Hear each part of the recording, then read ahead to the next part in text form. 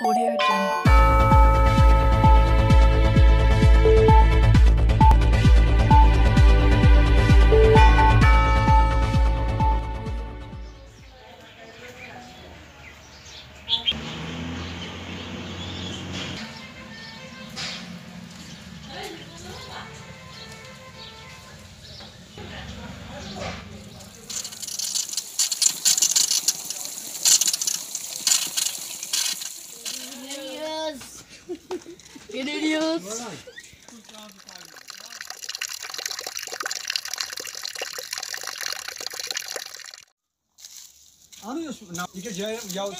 यहाँ बाजार के लाइन जो 5-6 लाइन है यहाँ, एक लाइन नौवीं है उधर मुल्कों की लाइन, उसको मतलब उसको भी उससे नंबर आता है, तीसरे दिन उसको भी नंबर, तीसरे दिन इधर भी नंबर।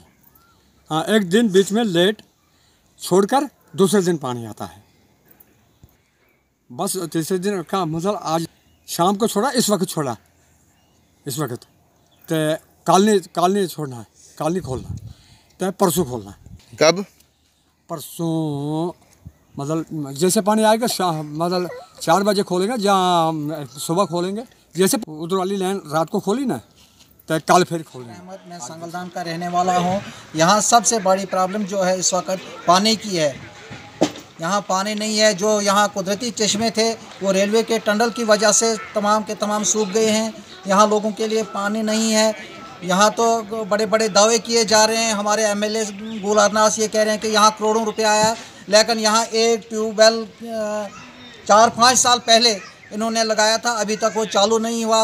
उसका एक कमरा बनाया हुआ, उसमें ना कोई मोटर लगाई ना कुछ, बस आज कह रहे हैं कल लगाएंगे, कल कह रहे हैं परसों लगा रहे हैं। यही टाल मटोल है। यहाँ पानी की इतनी किल्लत है कि लोग बूंद बूंद के लिए तरस रहे हैं।